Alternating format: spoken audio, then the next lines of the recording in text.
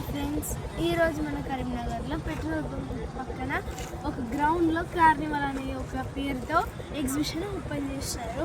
ఇందులోనైతే దిగుతుంది ఉంటుందన్న పిక్చర్స్ అన్నిట్లు ఉన్నాయి. ప్రజెంట్ అయితే ఇప్పుడు ఏం లేవు, కానీ ఆక్వేరియం అనేది రెడీ చేసుకుంటున్నారు అందులో. కాబట్టి మీరు కూడా విజిట్ చేయండి.